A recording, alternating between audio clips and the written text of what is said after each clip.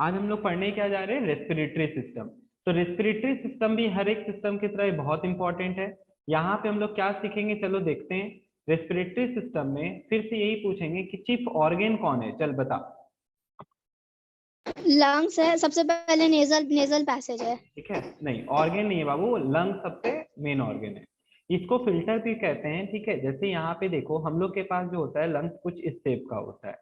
तो ऐसे करके क्या होता है, यहाँ पे दो पाइप होता है जो इस तरह और इस तरह चले जाता है।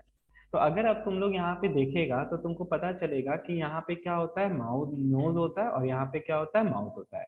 तो हम लोग अभी डाइजेस्टिव सिस्टम पढ़ रहे थे तो ये चीज बताए थे कि फूड पाइप जो है माउथ में जाता है, और नाक में कौन सा पाइप चला जाता है तुम्हारा, विंड पाइप चला जाता है। तो विंड पाइप जो अभी बोली आमना, विंड पाइप जो होता है उसका भी एक नाम है जिसको हम लोग क्या बुलाते हैं, ट्रैकिया बुलाते हैं। क्या बुलाते हैं, ट्रैकिया बुलाते हैं। ट्रैकिया बुलाते हैं। तो इस चीज को ध्यान रखना है तुम लोग। ठीक है, फिर ट्रैकिया जो होता है वो डिवाइड कर जाता है ब्रोंक्यूल्स में, और फिर वो और ब्रांच में डिवाइड होता है जिसको हम लोग एल्वोलाई कहते हैं। भैया गोभी जैसा ऐसा दिखने वाला जो होता है इसको भी कॉल इट एल्वोलाई। तो अगर आप लोग ऐसे एयर करके, बैग्स। हाँ एल्वोलाई एयर बैग्स है। इसमें अगर देखोगे तो एकदम माइन्यूट अगर देखोगे तो तुमको दिखेगा ब्लड का कैपिलरीज। ठीक है, जैसे तीन कैपिलरीज की तरह तीन वस्कुलर बंडल होता है, आर्टरी होता है, वेन्स होता है और कैपिलरीज होता है। तो कैपिलरी सबसे माइन्यूट चैनल्स होता है जिससे ब्लड फ्लो करता है। तो यहाँ पे क्या होता है, सुनना अब मेन चीज यहाँ पे हमको तुमको बताना है। यहीं पे ये होता है कि जो स्ट्रीम होता है उससे कैपिलरी जो होता है वो क्या ले लेता है, ऑक्सीजन ले लेता है।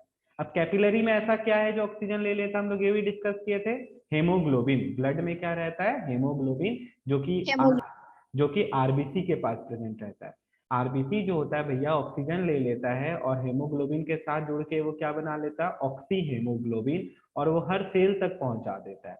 अब सेल में क्या होता है, सेल में होता है तुम्हारा माइटोकॉन्ड्रिया। सेल में क्या होता है, माइटोकॉन्ड्रिया, जहां पे क्या होता है, रेस्पिरेशन। Power house. हाँ, जहाँ पे क्या होता है, रेस्पिरेशन होता है। जो हम लोग कल पढ़े थे डाइजेस्टिव सिस्टम में जो खाना आया था C6H12O6 में, उसी से ये ऑक्सीजन जो आया इसके पास रेस्पिरेटरी सिस्टम से, ये खाना जलेगा क्या चीज में, 6H2O plus 6CO2 plus 38 ATP, और तेरे बॉडी को क्या देगा, एनर्जी देगा। तो तुम लोग यहाँ पे देखो, तुम जो नाक से हवा लिया है दैट इज कॉल्ड इनहेलेशन, और जो हवा निकाला है दैट इज कॉल्ड एक्सहेलेशन। तो इनहेलेशन और एक्सहेलेशन जो होता है वो रेस्पिरेशन नहीं होता है। इनहेलेशन का मतलब हुआ तुम ऑक्सीजन रिच एयर लिया है, और एक्सहेलेशन का मतलब यही हुआ कि कार्बन डाइऑक्साइड रिच एयर तुम जो है वो बाहर निकाला है। तो इसका मतलब यही हुआ, इनहेलेशन एक्सहेलेशन जो है वो क्या कहलाता है, एक्चुअली ब्रीथिंग। इस प्रोसेस को हम लोग क्या कहते हैं, ब्रीथिंग। लेकिन रेस्पिरेशन क्या होता है, it is a chemical process. Respiration किसके अंदर हो रहा है, जल्दी बताओ। लंग्स के माइटोकॉन्ड्रिया, अंदर। नहीं माइटोकॉन्ड्रिया। माइटोकॉन्ड्रिया। रेस्पिरेशन कहाँ होता है, माइटोकॉन्ड्रिया के अंदर होता है। तो तुम लोग ये चीज को देखो कैसे ये पूरा काम करता है। तो अभी हम तुमको हर एक ऑर्गन का हर एक पैसेज का एक एक फंक्शन बताते जाएंगे, कहाँ लोकेशन है वो बताते जाएंगे, लंग्स के बारे में बताएंगे, सब चीज तुमको बताएंगे। ठीक है, तो चलो यही चीज हम लोग को इस चैप्टर में पढ़ना है। उसी तरह कौन कौन सा रेस्पिरेटरी डिजीज होता है, किसके कारण से होता है, तो सब चीज तुम लोग को इस चैप्टर में पढ़ाया जाएगा। तो चल देख और समझ। तो सबसे पहला चीज यहाँ पे हम लोग जो आज कवर करने वाले हैं, कितने तरह का रेस्पिरेशन होता है और रेस्पिरेशन प्रोसेस ही क्या है वो चीज पढ़। तो अब आप लोग देख सकते हो यहाँ पे, respiration is a vital process in all living organism. ठीक है, सबसे इंपॉर्टेंट प्रोसेस है, क्योंकि भैया अगर आप यहाँ पे तेल तो डाल लिए ठीक है गाड़ी में, लेकिन उसको चलाएंगे नहीं तो क्या यूज आएगा उसका। तो वही चीज है, रेस्पिरेशन भी होता है हमारे बॉडी में, और वो नॉन स्टॉप चलता है थ्रू आउट लाइफ, कभी रुक नहीं सकता। तुम सोचो, सांस लेना रोक सकते हो तुम लोग? हाँ भैया, अगर हमको कोई किडनैप कर लेगा और बोरा में डाल देगा, हम सांस लेना बंद कर देंगे। ठीक है, ये बहुत ज्यादा विद्वान है। सांस लेना ये बंद कर देगी अगर कोई इसको किडनैप करेगा। ठीक है, तो यहाँ पे ये चीज है, किडनैप कर भी लेगा तो इसमें वो तो नहीं मारा, खुद को ही मार लेगी अपने आप को अगर ये सांस रोक लेना बंद कर देती है तो। और एक चीज और बता देते हैं, आज तक ऐसा कोई नहीं हुआ है कि कोई आदमी बोलेगा हम अपना नाक बंद कर लिए और हम अपना सांस नहीं ले पाए और मर गए। ऐसा कभी पॉसिबल नहीं हो पाया है। भैया ठीक है, हाइपोक्सिया हो जब जाएगा ना, हमको दिक्की विक्की में हाँ बंद कर देगा। वो अलग चीज है। ठीक है, अपने आप को तुम नहीं मार सकती हो, अब डिक्की में तुमको कोई मारा है तब भले तुम मर सकती है।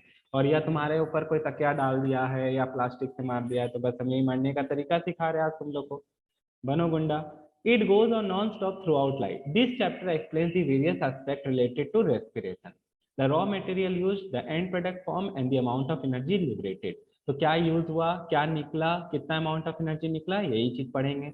द नीड फॉर रेस्पिरेशन, चलो देखो यहाँ पे respiration is a chemical process. कैसा प्रोसेस है, केमिकल साफ दिख रहा है भैया, यहाँ पे केमिकल रिएक्शन हो रहा है of releasing energy by breaking down glucose for carrying out life process.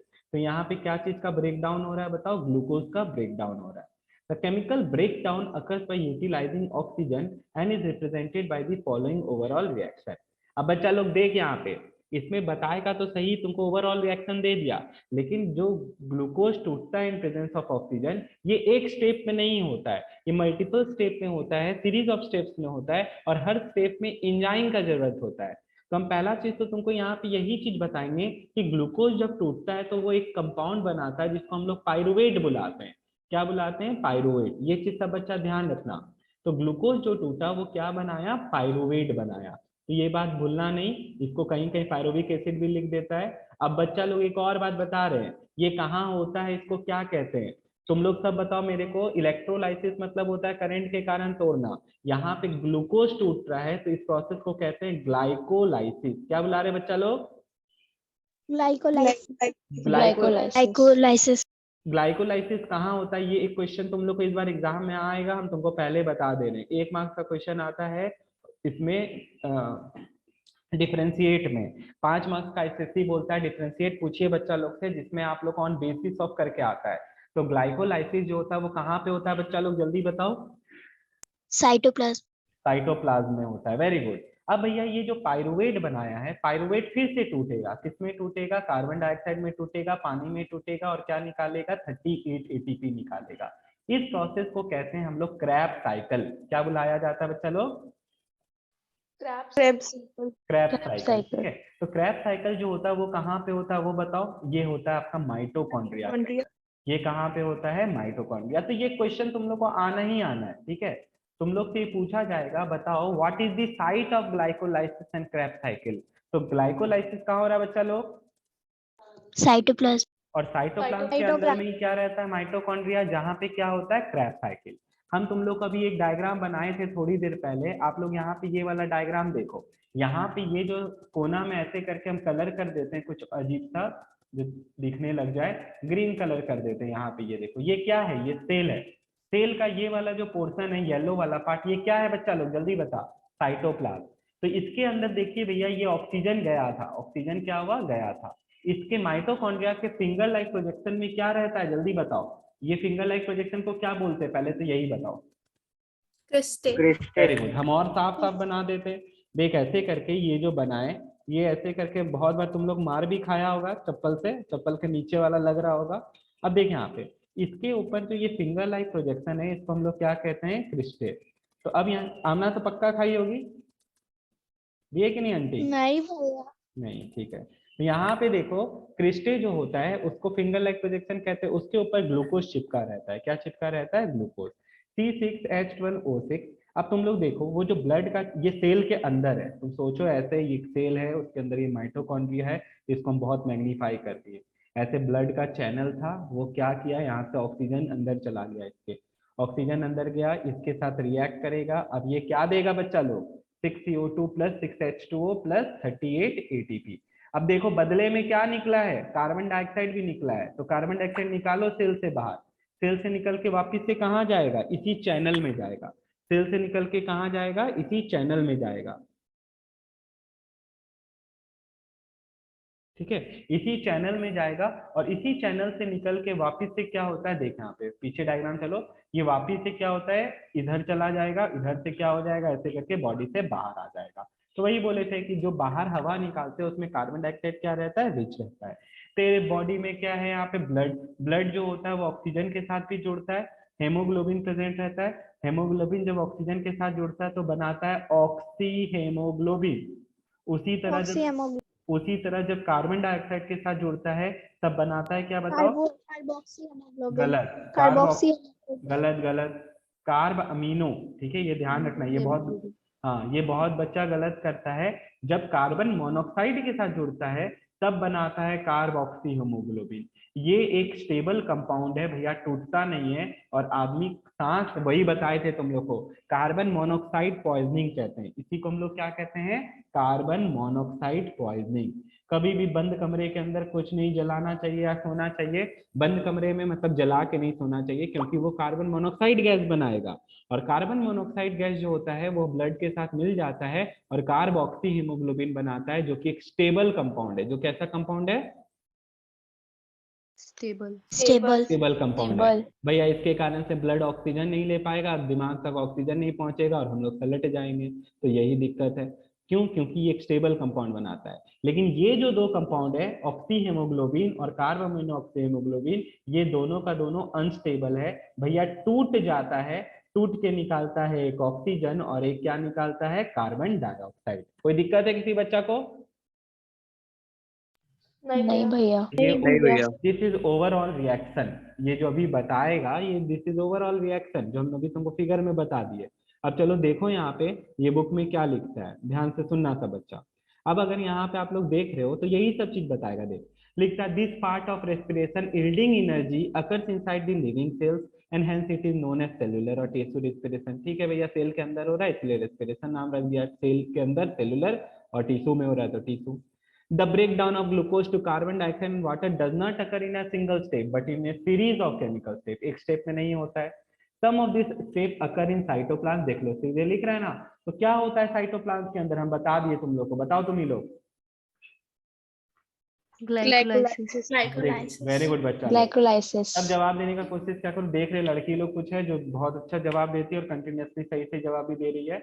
और यहाँ पे देखो, इनसाइड द माइटोकॉन्ड्रिया, क्या होता है माइटोकॉन्ड्रिया के अंदर? Krebs cycle. Very good.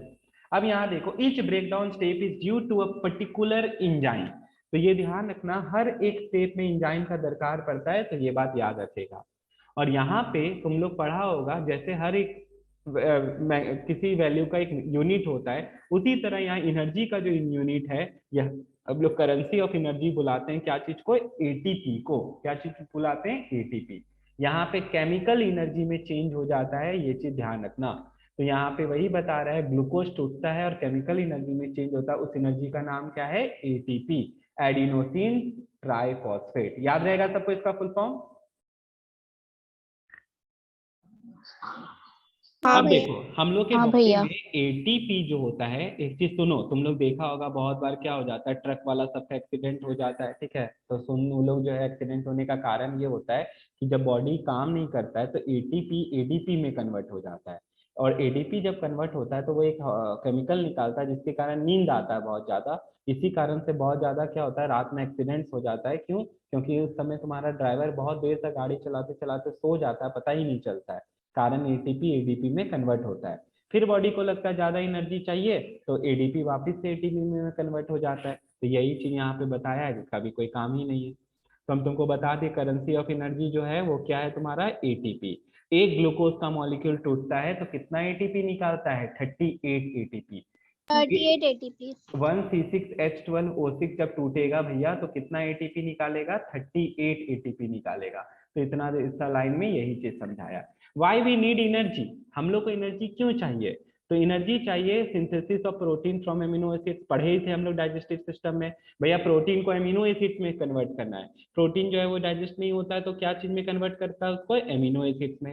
Enzyme जो होता है, सारा एंजाइम जो होता है प्रोटीन का बना होता है, ये भी पढ़ाए थे तुम लोग को। Contraction of muscles for movement, उसके लिए एनर्जी चाहिए। तुमको दौड़ना है, भागना है, सबके लिए एनर्जी चाहिए भैया। नर्व सेल जो है इधर से इंपल्स क्रिएट करता है, उसमें एनर्जी चाहिए। Production of new cells by cell division, cell divide करता है तो एनर्जी चाहिए। In keeping the body warm, अब हाँ ये भी एक बहुत खास बात है। तुम लोग देखो, हम ही लोग एक ऐसे जानवर है, हम लोग और कौन? Birds and mammals. हम ही दोनों एक ऐसे जानवर है जो क्या होते हैं? वार्म ब्लडेड होते हैं। क्या होते हैं बता? Warm blooded. तुम लोग देखो, अभी ठंड का समय है, नहा के निकलते हैं या भैया ठंडा लगता है, बॉडी ठिठुरने लगता है, फीवर करने लगता है या दांत कपकपाने लगता है। तो दांत कपकपाना और ठिठुरना इज अ बॉडी मैकेनिज्म, ठीक है, जिसके कारण से वो हीट प्रोड्यूस करता है। अगर ठंड लगता है तो तुम्हारा बॉडी खुद को ठंडा गर्म करने के लिए ठिठुरने लगते हो। तुम काम कर रहे हो, ठीक है, तुम एक्सरसाइज कर रहे हो, तुम जब एक्सरसाइज करते हो तो तुम्हारा बॉडी में हीट आ जाता है और तुमको ठंडा नहीं लगता है। तो ये चीज ध्यान रखना। तो हम लोग को इसीलिए एनर्जी चाहिए, लेकिन तुम देखो प्लांट्स को एनर्जी नहीं चाहिए, प्लांट्स को घूमना फिरना है ही नहीं भैया, तो क्यों एनर्जी चाहिए होगा। तो प्लांट जो होता है वहां पे उसमें ज्यादा एनर्जी नहीं निकलता है, हम लोग में एनर्जी ज्यादा निकलता है। कितना एनर्जी निकलता है, एक ग्लूकोज का मॉलिक्यूल 38 एटीपी निकालता है। तो ये सब के कारण से हम लोग को एनर्जी चाहिए। एनिमल्स नीड मोर एनर्जी, तो हम तुमको बता दिए, क्योंकि हम लोग को खाना चबाना रहता है भैया, हम लोग को इधर से उधर घूमना रहता है, लोकोमोशन करना पड़ता है। Birds and animals need still more energy, तो हम तुमको इसीलिए बताएं क्योंकि हम लोग वार्म ब्लडेड जानवर है, तो हम लोग को घूमना फिरना है, इसीलिए बॉडी ज्यादा हीट प्रोड्यूस करता है। तो ये चीज ध्यान रखना। ओके अब यहाँ पे देखो फिर क्या लिखता है, liver cells in particular produce more heat and the muscle cells also contribute to it. तो देख लो यहाँ पे सिवरिंग और क्लैटरिंग ऑफ टीथ हम तुमको बताए, जब ज्यादा ठंड लगता है तो बॉडी का इमरजेंसी एक्टिविटी है ताकि मसल सेल्स जो है वो क्या करे, एक्स्ट्रा हीट प्रोड्यूस करे और तेरे बॉडी को क्या रखे, गर्म रखे। Glucose has no alternative for respiration, सुन ले, देख अगर हम पूछे भैया क्या एनर्जी का कोई अल्टरनेटिव है, कोयला ही को जलाना पड़ेगा, तो तुम बोलोगे हाँ है। कोयला के अलावा हम लोग के पास बहुत सारा solar energy, hydro energy, wind energy, अलग अलग तरह का एनर्जी है। लेकिन यहाँ पे यही बोल रहा है क्या हमारे बॉडी के लिए क्या कोई और अल्टरनेटिव है, तो नहीं है। हम लोग को ग्लूकोज चाहिए तो चाहिए, ग्लूकोज ही टूटेगा तो ही एनर्जी निकालेगा। If the simple carbohydrate glucose is not available directly, the cells may break down the protein or fats to produce glucose for respiratory needs. तो देखो यहाँ पे अगर नहीं है तो प्रोटीन और फैट्स को तोड़ेगा। अच्छा ही हम लोग डाइजेस्टिव सिस्टम पढ़ लिए हैं तो तुमको सब समझ में आ रहा होगा कि प्रोटीन और फैट्स क्या चीज में टूटता है। हम लोग पढ़े थे प्रोटीन टूटता है एमिनो एसिड्स में और फैट्स टूटता है फैटी एसिड्स में, और उसी को इमल्सिफिकेशन भी बुलाते हैं फैट्स के टूटने को। तो उससे क्या निकलता है, ग्लूकोज निकलता है। तो ये चीज ध्यान रखना, सारा फूड को किसमें कन्वर्ट किया जाता है, ग्लूकोज में, क्योंकि ग्लूकोज ही जलेगा और क्या देगा बच्चा लोग, energy. Energy. Very good. Think for a while about the wild animal which are totally flesh eater, जो सिर्फ मांस पर डिपेंडेंट है। The main constituent of their diet is protein with a very little carbohydrate. तुम लोग देखो जो मांस खाते हैं जो कि उसमें प्रोटीन रहता है, उसमें क्या रहता है, प्रोटीन रहता है, तो कार्बोहाइड्रेट कम है। The excess amino acid absorb through protein digestion are broken down into liver, वो कौन तोड़ता है, लीवर, टू प्रोड्यूस ग्लूकोज। हम लोग कल भी पढ़े थे, याद करना तुम लोग देखना, वहां पे था सारा एंजाइम का नाम जो तोड़ता है, और उसमें प्रोडक्ट क्या बन रहा था, ग्लूकोज, गैलेक्टोज, फ्रुक्टोज, लैक्टोज, ये अलग अलग तरह का शुगर ही है, लेकिन हाँ उसमें टूटता है। The glucose thus produced may be used immediately or may get stored in liver cells as glycogen। ये भी बात बताए थे तुम लोग को। हम लोग के बॉडी में क्या होता है, जिस तरह प्लांट जो है अपना खाना स्टार्च के फॉर्म में स्टोर कर लेता है, उसी तरह हम लोग के बॉडी में ग्लूकोज किस में कन्वर्ट हो जाता है, ग्लाइकोजन में। कौन बच्चा बता सकता है ये कौन करता है, इंसुलिन। हाँ तो लिख लो अपने अपने बुक में, इन लीवर में ये जो स्टोर होता है ग्लाइकोजन, किसमें कन्वर्ट होता है, ग्लाइकोजन जो में कन्वर्ट होता है ये लीवर में होता है, ये काम करता है इंसुलिन। फिर भैया बताइए अगर बॉडी को एनर्जी चाहिए तो क्या ग्लाइकोजन वापस से टूटेगा, हाँ टूटेगा, ग्लाइकोजन वापस से ग्लूकोज में टूटेगा, ये काम करता है ग्लूकागॉन। ठीक है, ये काम कौन कर रहा है बच्चा लोग, ग्लूकागॉन कर रहा है। किसी को कोई दिक्कत है इस चीज में, नहीं भैया। नहीं भैया। ध्यान रखना, the glucose thus produced may be used immediately और may get stored in the liver cell as glycogen for future needs. तो ये बात ध्यान रखना, ठीक है, ये किसके फॉर्म में स्टोर हो जाता है, ग्लाइकोजन के फॉर्म में स्टोर हो जाता है। तो ये बात हम तुम लोग को यहाँ पे ये छोटा सा एक इक्वेशन लिख के बता दिए, तुम लोग भी अपने अपने बुक में लिख लो जरा सा। तो ये जो स्टोर हो रहा है या टूट के वापिस से ग्लूकोज में कन्वर्ट हो रहा है, लीवर में ही होता है, ये बोलना मत तुम लोग। अब आ जाओ टू काइंड ऑफ रेस्पिरेशन, पक्का इस पे भी क्वेश्चन आएगा। तो दो काइंड ऑफ रेस्पिरेशन क्या है भैया, एरोबिक एंड एनारोबिक। तो हम इसको पहले, हाँ वेरी गुड, हम इसको पहले ही तुम लोग को एकदम यहाँ पे बता दे रहे हैं, देख ले सब अच्छा, इसके बारे में सब देख ले। एरोबिक को ही बुलाते हैं, एरोबिक को ही बुलाते हैं ऑक्सीबायोटिक, एरोबिक या इसी को क्या बुलाते हैं, ऑक्सीबायोटिक। और एनारोबिक एनऑक्सीबायोटिक। देख, यहाँ पे दो तरह का रेस्पिरेशन होता है, ऑक्सीबायोटिक और एनऑक्सीबायोटिक। इसमें अंतर यहाँ पे बस यही है, एरोबिक रेस्पिरेशन जो होता है सबसे मेन चीज है ये प्रेजेंस ऑफ ऑक्सीजन में होता है। ये ऑक्सीजन के क्या चीज में होता है? प्रेजेंस और ये absence presence of of oxygen. Absence of oxygen में। दूसरा चीज यहाँ पे complete break down of glucose होता है, complete break down break down of glucose. Of glucose. यहाँ पे क्या होता है भैया? Incomplete breakdown. इनकम्प्लीट चल ब्रेकडाउन। एक चीज और बताते हैं, इनकम्प्लीट ब्रेकडाउन ऑफ ग्लूकोज। अब इसका रिएक्शन आता है, अब इसका क्या आता है? रिएक्शन। तो देख सब बच्चा लोग ये भी अच्छे से देखो, यहाँ पे हम इसका रिएक्शन लिख रहे हैं तुम लोग के लिए। क्या रिएक्शन है? C6H12, अभी जो इतना देर से लिख रहे वही वाला है, 6O2। ये भैया देखिए क्या दे रहा है, 6CO2 प्लस 6H2O प्लस क्या देता है? 38 ATP देता है। तो अगर आप लोग यहाँ पे देख रहे हो, क्या देख रहे हो? यहाँ पे ऑक्सीजन यूज हो रहा है और पूरा का पूरा ग्लूकोज टूट गया क्या चीज में? कार्बन डाइऑक्साइड और एटीपी में, और वाटर में निकाल रहा है। दूसरा चीज यहाँ पे देखो हम क्या लिख रहे हैं, इन प्लांट अनारोबिक में लैक्टिक एसिड रिलीज होगा। और इन एनिमल्स। नहीं, यहाँ पे आमना सही बोल रही है, लेकिन यहाँ पे एक चीज देखो, बुक में बताता है लेकिन ये चीज देखो, इन प्लांट में जब टूटता है C6H12O6, ये देता है C2H5OH, ये बनाता है इथाइल अल्कोहल। इथाइल अल्कोहल साथ में निकलता है कार्बन डाइऑक्साइड, साथ में निकलता है एटीपी एनर्जी। लेकिन देख कितना एनर्जी। भैया इथाइल अल्कोहल सिर्फ प्लांट्स में निकलता है। हाँ तो वही लिखे हैं, देख तो ले, ठीक है। हाँ हाँ, और C6H12O6 जब एनिमल में टूटता है तो निकलता है लैक्टिक एसिड, और वहां कार्बन डाइऑक्साइड नहीं निकलता, वहां सिर्फ क्या निकलता है? 2 ATP। तो हम तुमको जो बताया है बुक में और उसको शॉर्ट करके बता रहे हैं कि कभी दिक्कत नहीं हो। अगर हम तुमसे पूछे कि बताओ, तीन इक्वेशन तेरे सामने, अगर हम तुमसे पूछे कि बताओ एनारोबिक रेस्पिरेशन इन प्लांट्स और इन एनिमल्स में क्या डिफरेंस है? हाँ है भैया, इन एनिमल में बनता है लैक्टिक एसिड, प्लांट में बनता है इथाइल अल्कोहल। प्लांट में भी कार्बन डाइऑक्साइड निकलता है, एनिमल में कार्बन डाइऑक्साइड नहीं निकलता है। तो ये चीज ध्यान रखना। किसी को कोई दिक्कत है इस चीज में? नहीं भैया। नहीं भैया। और लास्ट पॉइंट तुम लोग को दिख ही रहा है, यहाँ पे देख ले क्या है एक पॉइंट, यहाँ पे इसमें 38 ATP निकलता है और इसमें कितना ATP निकल रहा है? 2 ATP। ठीक है, यहाँ पे लार्ज अमाउंट ऑफ एनर्जी निकलता है in the form of ATP, that is कितना? 38 ATP। और यहाँ पे क्या हो जाता है? यहाँ पे लेस अमाउंट ऑफ एनर्जी निकलता है। लेस अमाउंट ऑफ एनर्जी, कितना एनर्जी निकल रहा है तुम ही लोग बताओ? दैट इज 2 तो ATP। ये काफी है डिफरेंस के लिए। 1 पॉइंट, 2 पॉइंट, 3 पॉइंट और ये 4 पॉइंट हो गया। इसी में पूरा बुक तुमको बताएगा। तो तुम लोग ये चीज, किसी को कोई दिक्कत है? हम एक और नाम बताए, एरोबिक का क्या बता रहे? ऑक्सीबायोटिक। और एनारोबिक का क्या बता रहे? एनऑक्सीबायोटिक बुला रहे। किसी को कोई दिक्कत है बच्चा लोग? नहीं भैया। और ये नहीं एक पॉइंट क्या ऐड कर देता होता है, जो जानवर एरोबिक रेस्पिरेशन कर रहा है उसको एरोब्स बुलाते हैं, और जो एनारोबिक कर रहा है उसको एनारोब्स बुलाते हैं। ठीक है, तो ये सब फालतू पॉइंट क्या लिखना है, इससे अच्छा पॉइंट सब लिख, और तुमको लिख के आएगा कि हाँ इसके बेसिस पे करना है। तो किसी को कोई दिक्कत है इस चीज में? नहीं भैया। ओके, भैया। और एक चीज हमको बताना है तुम लोग को, क्या? C6H12O6 जो टूटता है, ठीक है, ऑक्सीजन के प्रेजेंस में, कार्बन डाइऑक्साइड, वाटर और क्या चीज में टूटता है? 38 ATP में टूटता है।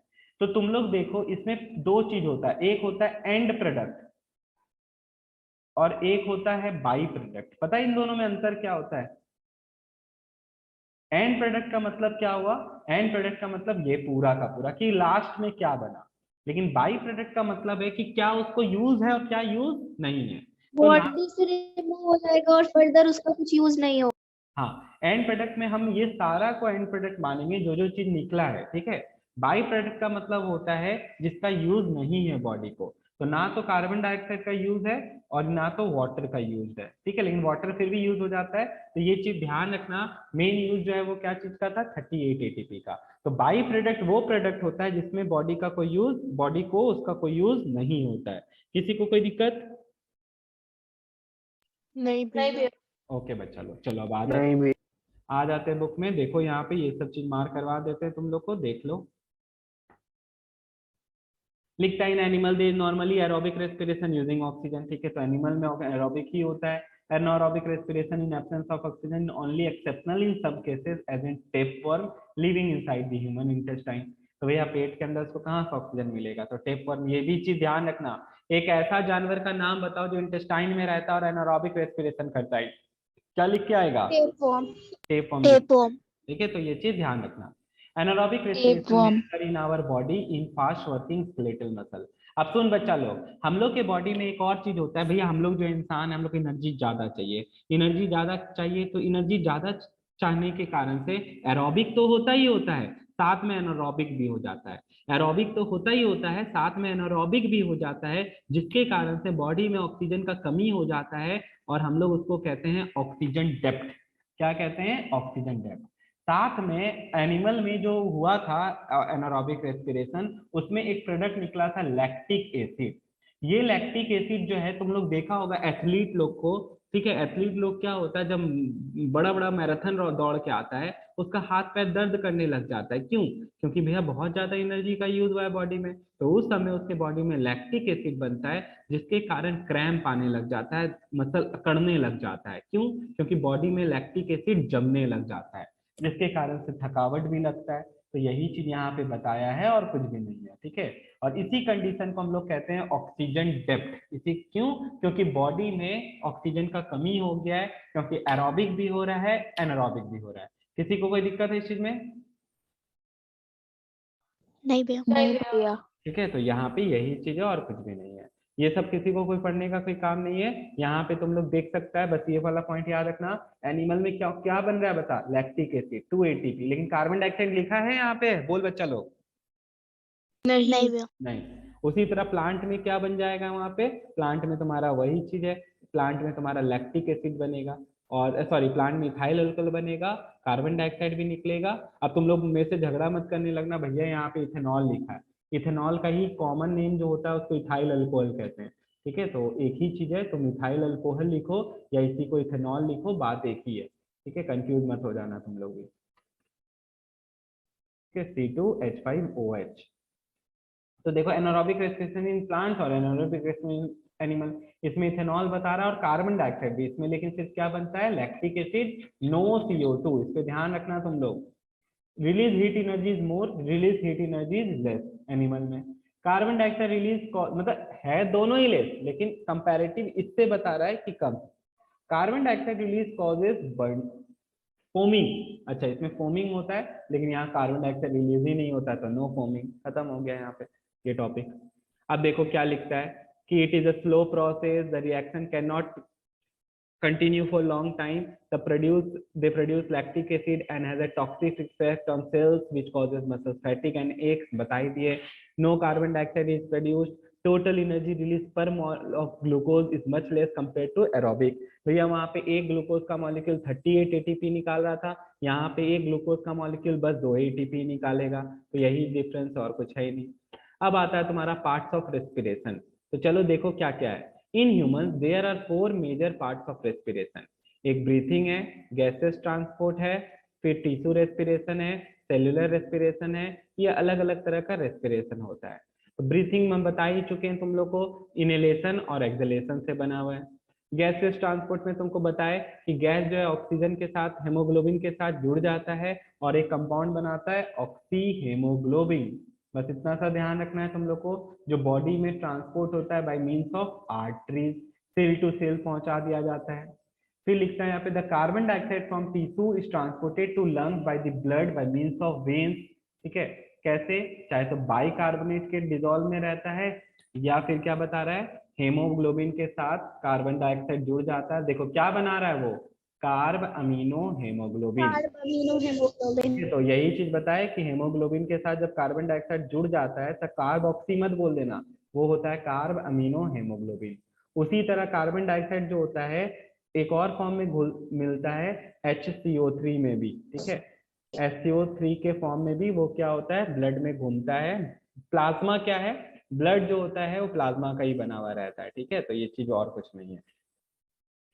टिश्यू रेस्पिरेशन, भैया the terminal blood vessels that is capillary deliver the oxygen to body cells और टिश्यू वेयर ऑक्सीजन डिफ्यूजेस। तो यहाँ पे ये डायग्राम देखो, इसके लिए यहाँ पे जो तुमको ये डायग्राम दिख रहा है, ये क्या दिखा रहा है, टीसू रेस्पिरेशन दिखा रहा है। तो ये डायग्राम में तुम देख सकते हो आरबीसी जो होता है। चलो एक और चीज देखो, सब बच्चा सीखना, अभी हम एक नया बात बताएंगे तुमको।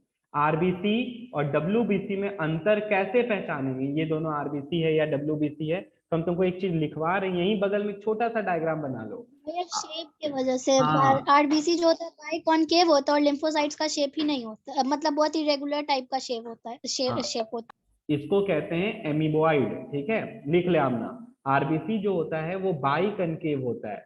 आरबीसी जो होता है वो क्या होता है, बाई कनकेव। भैया देखिए ये दोनों तरफ से ऐसे करके दबा हुआ रहता है, इसका बहुत बड़ा कारण है।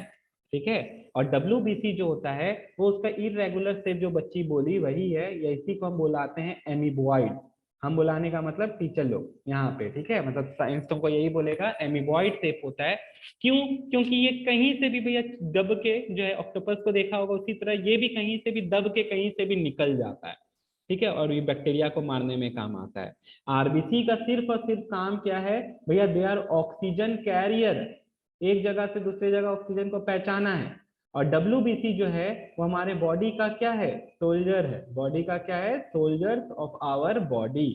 इसका काम होता है लड़ाई करना, कि कोई भी फॉरेन सब्सटेंस बॉडी के अंदर आ गया तो उससे जो लड़ाई करेगा वो कौन करेगा बच्चा लोग, WBC। है। तो डब्ल्यूबीसी का शेप देख ले, एमीबॉइड होता है, और आरबीसी का शेप बाइकनकेव। ये बोर्ड 10th क्लास में जब जाओगे तो तुम लोग ये क्वेश्चन भी पढ़ोगे, तो हम तुमको यहाँ पे इसीलिए दोनों का शेप बना के दिखा दिए ताकि तुमको पता रहे। बाइकनकेव होने का कारण है सरफेस एरिया बढ़ता है, ज्यादा से ज्यादा ऑक्सीजन ले सकता है। तुम देख सकता है यहाँ पे ये डायरेक्टली यहाँ से ऑक्सीजन ले लिया, तो ये सेलुलर रेस्पिरेशन है, सेल ले लिया। और ये बीच में जो स्पेस दिख रहा है तुमको, ये क्या दिख रहा है, देखो टिश्यू सेल दिख रहा है, तो ये टिश्यू रेस्पिरेशन कहलाता है। तो बस इतना सही बात है और कुछ है ही नहीं इसमें। अब हम जो तुमको बताए थे ये रहा, ठीक है, नॉट इन सिलेबस लिख भी देगा लेकिन ये क्वेश्चन आता है। ग्लूकोज का टूटना क्या कहलाता है, जल्दी बता।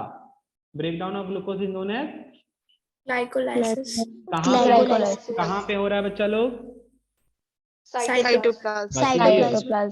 और दूसरा चीज है भैया वो पाइरुवेट बनाता है। पाइरुवेट टूटता है, कहाँ टूटता है, माइटोकॉन्ड्रिया में। और इस प्रोसेस को क्या बुलाते हैं, क्रेब्स साइकिल। ये आता है और इतना ही आता है, इसमें और तुम लोग को कुछ नहीं जानना है बस। ठीक है, अब हम स्टार्ट करेंगे पूरा एक एक करके सारा ऑर्गेन्स का नाम जो तुम लोग को पता रहना चाहिए। ये मुंडा है, तुम लोग को भी पता ही है, ठीक है, देख ब्रेन दिखा रहा है यहाँ पे और नोज दिखा रहा है। नोज ऑल्फैक्टरी रीजन, और क्या कहते हैं उसको, रेस्पिरेटरी रीजन। ऑल्फैक्टरी नर्व होता है एक जो ब्रेन तक जाता है। तेरे जितना भी सेंस ऑर्गन है, ब्रेन हम बता देते हैं तुम लोग को। मुंडा जो है तेरा 12 नर्व, 12 पेयर का नर्व मुंडा से ब्रेन के अंदर जाता है। ठीक है, जैसे नाक से जा रहा है उसको हम लोग कहते हैं ऑल्फैक्टरी, आंख से जा रहा है उसको कहते हैं ऑप्टिक, कान से जा रहा है उसको कहते हैं ऑडिटरी।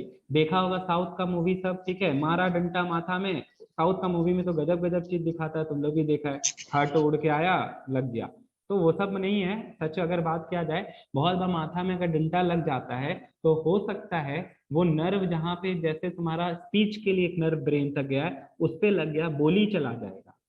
ठीक है, आंख में, आंख का नर्व में लग गया, रोशनी चला जाएगा। और ज्यादा डीप चोट लग गया मतलब क्लॉटिंग हो जाता है माथा में, ठीक है, ट्यूमर बुलाते हैं, जिसके कारण पैरालिसिस अटैक मार सकता है। ठीक है, ब्रेन बहुत डेलिकेट ऑर्गन है, ब्रेन ऐसे नहीं भैया मेडुला ऑब्लोंगटा का क्या कनेक्शन है रेस्पिरेशन से? मेडुला का वो देखो कनेक्शन ये है कि वो इनवॉलेंट्री मसल्स कंट्रोल करता है। मेडुला, तेरा जो ब्रेन है वो है ना तेरे पास, हाँ, जो छोटा सा सेरिब्रम, सेरिबेलम, मेडुला तीनों है। चलो बहुत बढ़िया, ठीक है। तो सेरिब्रम का काम होता है, तुम लोग का हार्ड डिस्क है। तेरे को कुछ भी याद रखना है, तुम अभी पढ़ाई कर रहे, हम अभी समझा रहे, या मेरे पास दिमाग में जो चीज स्टोर है, सब कहाँ पे स्टोर है, स्पीच याद करती है सब जाके स्टोर हो जाता है सेरिब्रम में। दूसरा चीज है हाथ उठ जा, ये कौन ऑर्डर दिया, सेरिब्रम। सेरिब्रम कंट्रोल करता है वॉलेंट्री एक्शन को। फिर तेरा इनवॉलेंट्री एक्शन को कौन कंट्रोल करता है, तो इनवॉलेंट्री एक्शन को तेरा मेडुला कंट्रोल करता है। तुम लोग सुना होगा कि जो शराबी सब होता है नाली में गिर जाता है, ठीक है, तो उसके कौन से पार्ट को अफेक्ट करता है, सेरिबेलम को। ठीक है, और भैया एक और चीज, injury to medulla oblongata can lead to death, why? Injury obvious सा बात है भैया, ब्रेन है ना, injury to brain, not only medulla oblongata. Medulla oblongata जो होता है वो उससे ही स्टार्ट होता है तुम्हारा स्पाइनल कॉर्ड, ठीक है। तेरा स्पाइनल कॉर्ड जो रीढ़ का हड्डी से एक पतला सा नर्व जाता है जो तेरे पूरे बॉडी को कंट्रोल कर रहा है, अगर वहां पे इंजरी आ गया तो आदमी मर जाएगा। जैसे हम तुमको अगर बताए नहीं बताए सुन लो, कोई आदमी फांसी लटकता है, तो फांसी लटकता है तो क्या होता है, उसका रीढ़ का हड्डी घुस जाता है उसके कहाँ पे, मेडुला में घुस जाता है। तो मेडुला में हल्का सा भी एनर्जी घुस, सोचो उसको पंचर ही कर दिया है, आदमी स्पॉट डेथ मर जाएगा, ठीक है। वहां पे उसका तुरंत ही मृत्यु हो जाएगा। कारण क्या है कि भैया एक रीढ़ का हड्डी तेरे दिमाग के अंदर ही घुस गया, ठीक है, तुरंत मर जाता है। समझ में आया? तो दिमाग में चल क्या रहा है, ये सब खाली पूछ रही है। चल देख यहाँ पे, अब देख, अब स्टार्ट करते एक एक करके, ध्यान से सुनना। सबको भगवान नोज दिया ही है, ठीक है। The external part of nose bears to nostril, वो भी समझ रहा होगा तुम लोग। सेपरेटेड बाय कार्टिलेजियस सेप्टम, तो दोनों को जो सेपरेट कर रहा है वो कौन करता है, कार्टिलेजियस सेप्टम। तो तुम लोग देखो नोज कुछ अगर आगे से देखे इस तरीके से होता है, ठीक है। तो यहाँ पे ये जो होल्स है दोनों, इसके बीच में तुम लोग जो दिख रहा होगा ये वाला पार्ट, अगर हम दिख रहे हैं तुम लोग को, इसको सेप्टम कहते हैं। इसको क्या कहते हैं, सेप्टम कहते हैं। दोनों नोस्ट्रिल को जो सेपरेट कर रहा है उसको क्या कहा जाता है, सेप्टम। अब यहाँ पे देख, यहाँ पे अगर आप लोग देखेंगे, ठीक है, the hairs present in the nostril prevent large particle from entering the system. The two nostril open into pair of nasal chamber. The inner lining of the nasal chamber perform three function. हम लोग का जो अंदर का knows जो होता है उसमें, अब कल जैसे पढ़े थे हम लोग, उसमें कॉलमनर एपिथेलियल रहता है, नाक में रहता है सिलिएटेड एपिथेलियल, सिलिया रहता है, याद करो तुम लोग पढ़ा था, हेयर लाइक प्रोजेक्शन रहता है भैया, कॉलम शेप का ही होता है, ठीक हो। हाँ, इसमें हेयर लाइक प्रोजेक्शन रहता है जिसको क्या कहते हैं, सिलिया। ये डस्ट पार्टिकल को क्या करता है भैया, बाहर फेंकता है। इट वार्म्स द एयर, सबसे पहला बात, मॉइस्चर ऐड करता है, और क्या करता है, उसका जो म्यूकस सिक्रीशन होता है वो हार्मफुल पार्टिकल्स को इंट्रैप करता है। तो ये तीन चीज को याद रखना है तुम लोग को। So always breathe through nose and not through mouth. तो ये एक क्वेश्चन का, रीजनिंग का क्वेश्चन हो गया कि why should be breathe through nose and not through mouth, because nose से ब्रीथ करने वहां पे क्या रहता है, वेरी गुड अमना, ठीक है। तो हम तुमको यही बताना चाहते हैं कि भैया जब माउथ से ब्रीथ करेंगे तो गंदगी अंदर आ जाएगा, लेकिन नोज से ब्रीथ करते हैं तो गंदगी को अंदर आने नहीं देता है, प्यूरिफाइड एयर होके अंदर जाता है। तो ये चीज ध्यान रखना।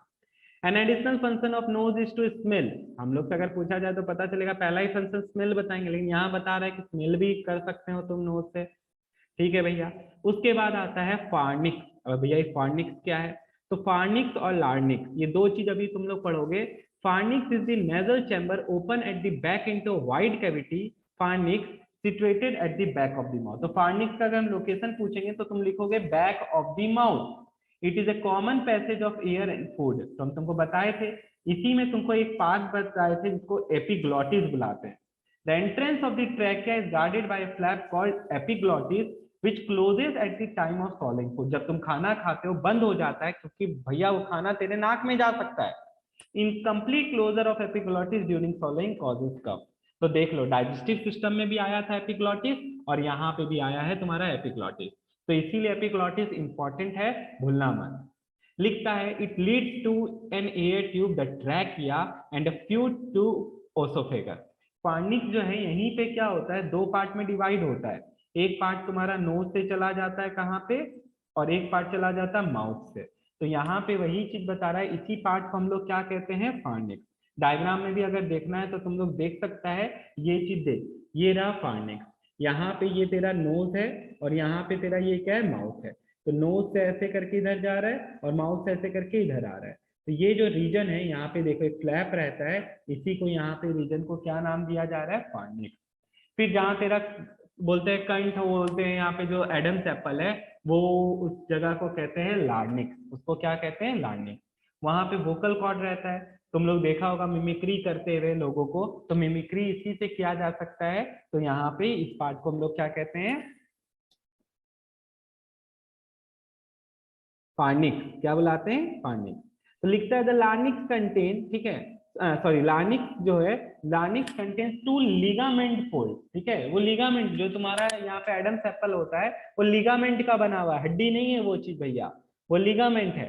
called the vocal cords not shown in the figure. Air expelled forcibly through vocal cord vibrates them to produce sound.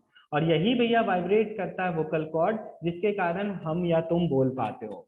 जब हम बोल रहे हैं, हम यहाँ पे अपना हाथ लगा रहे हैं तो ये मूव कर रहा है, तो तुमको एहसास खुद में भी होगा कि भैया वहां पे क्या होता है, आवाज प्रोड्यूस होता है।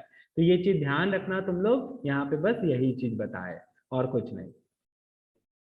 फिर आता है तेरा ट्रैकिया। ट्रैकिया क्या होता है भैया, विंड पाइप होता है। द ट्रैकिया और the wind pipe emerges from the larynx down below the neck where it is partly covered by thyroid gland. अब ये चीज ध्यान रखना, ट्रैकिया विंड पाइप होता है। तुम अपना अपना गला, अगर मेरा गला दिख रहा है हम तुम लोग को, तो यहाँ पे जहाँ पे भी हम हाथ रखे हैं, एक ये साइड और एक इस साइड, इसमें तुम्हारा कौन सा ग्लैंड प्रेजेंट रहता है, थायराइड ग्लैंड प्रेजेंट रहता है। ठीक है, यहाँ पे क्या प्रेजेंट रहता है, थायराइड ग्लैंड।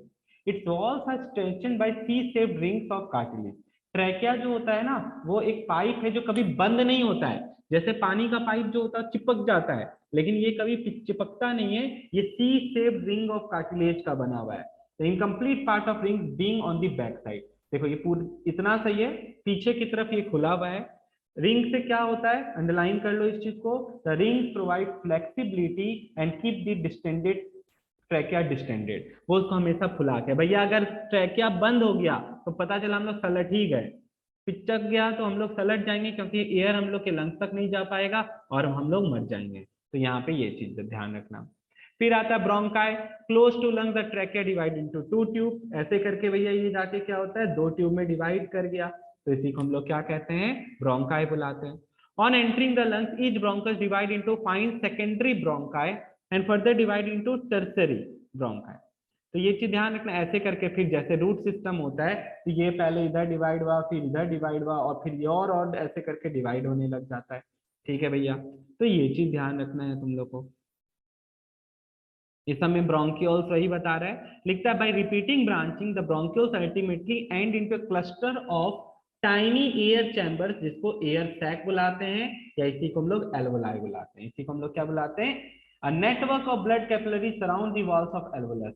हम तेरे को पहले ही बता दिए थे, ऐसे करके ये होता है। ठीक है, और इसमें ऐसे से बहुत फाइन नेटवर्क होता है जिसको हम लोग कैपिलरीज बुलाते हैं। तो इस चीज को ध्यान रखना। ठीक है, इस चीज को क्या करने बोले, ध्यान। फिर यहाँ भी बता रहा है ये एक सेल का बना रहता है ताकि गैसेस डिफ्यूजन आराम से हो सके। तो यहाँ पे क्या हो जाता है, ये ऑक्सीजन ले लेता है और क्या निकाल देता है, कार्बन डाइऑक्साइड निकाल देता है। तो अब जो हम तुम लोग को सबसे पहले में बताए थे, वो यहाँ पे ये सब चीज बता रहा है। किसी को कोई दिक्कत है यहाँ तक? Why is that? We take in air or inhale through nose. ठीक है, तो यही वाला जो पार्ट है इसी को हम लोग कहते हैं सेप्टम। और यहाँ पे ये हम लोग का क्या हो गया, नोस्ट्रिल्स हो गया। इसी से क्या होता है, एयर अंदर जाता है, जो कि म्यूकस लाइनिंग होता है नोज में, यही होता है। हम लोग के नोज में कौन सा टिश्यू प्रेजेंट रहता है, सिलिएटेड एपिथेलियल टिश्यू रहता है। ये बात तुम लोग को पहले भी बताए थे। सिलिया होता है जो डस्ट पार्टिकल्स को क्या करता है, बाहर फेंकता है। Or mouth. Breathing through nose is better as mucus and hairs in the nasal cavity. कल तुम लोग को ये क्वेश्चन भी बताए थे कि ब्रीथिंग जो करना चाहिए वो माउथ से नहीं करना चाहिए, बल्कि नोज से करना चाहिए। माउथ से भी सांस ले सकते हैं, लेकिन तब लेना जब एनर्जी ज्यादा चाहिए होता है। जैसे कि हम लोग जब दौड़ते हैं कोई, तब उस समय तुम लोग नाक के साथ मुंह से भी सांस लेता है। तो नाक से लेना का कारण बेटर इसलिए होता है कि नाक से जो भी डस्ट पार्टिकल्स जाएगा वो क्या हो जाएगा, उसको भैया एयर को, वो एयर को या डस्ट पार्टिकल्स को इंट्रैप कर लेता है लाइनिंग ऑफ म्यूकस। ठीक है, जो हम लोग के नोज में प्रेजेंट रहता है। तो ये चीज कल बताए थे। Cavity can filter out lots of dirt from the air. Then the air enters trachea or windpipe through pharynx or. कल ये भी बताए थे, ठीक है, कि फायनिक्स और लार्निक्स क्या होता है। फायनिक्स यहाँ बताया था, it is a common passage. क्या चीज के लिए बता रहा था, फुट पाइप के लिए भी और विंड पाइप के लिए। दोनों में अंतर देखो, दिस इज पीछे वाला जो पिंक पार्ट दिख रहा है, दिस इज ओसोफेगस। इसमें कोई भी रिंग नहीं है, लेकिन आगे वाला जो ये व्हाइट वाला दिख रहा है, it has C shape cartilaginous ring, जो कल बताए थे। कभी भी हम लोग का जो नली होता है, दैट इज तुम्हारा सांस लेने वाला नली, वो बंद नहीं, पिचकता नहीं है। ठीक है, इसीलिए वो कार्टिलेजियस रिंग का बना हुआ रहता है। तो ये चीज ध्यान रखना। अभी तुमको यहाँ पे बताएगा एक पॉइंट, वो भी सुनो। Throat. This pharynx has one more opening which leads to food pipe. Whenever air enters it, stomach send it back as burp. Now, air passes through the windpipe, then the two bronchi, which forms many narrower branches called bronchioles. कल ये भी बताए थे, ये जो है divide हो जाता है और मेनी ब्रांचेस में जो उसको क्या कहते हैं, ब्रोंक्यूल बुलाते हैं।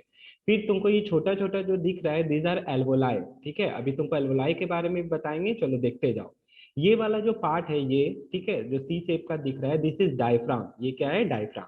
डायफ्राम जो होता है तुम्हारा चेस्ट कैविटी, थोरेसिक रीजन बोलते हैं, और पेट वाला रीजन को सेपरेट करता है। तो ये ध्यान रखना, छाती वाले रीजन को थोरेसिक कैविटी कहते हैं और पेट वाले रीजन को एब्डोमिनल कैविटी बुलाते हैं।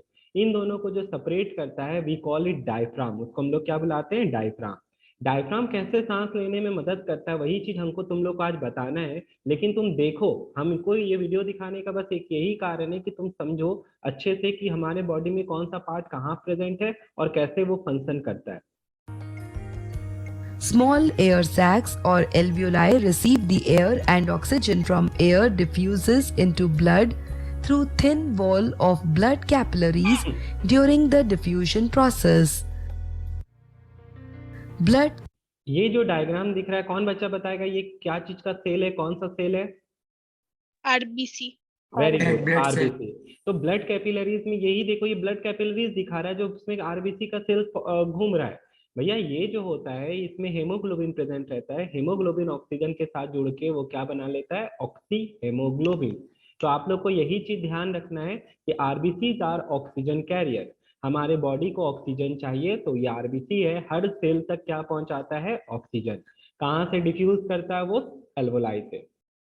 cannot exchange gases absorbed in water in this arrangement. Hence, we can't breathe in water.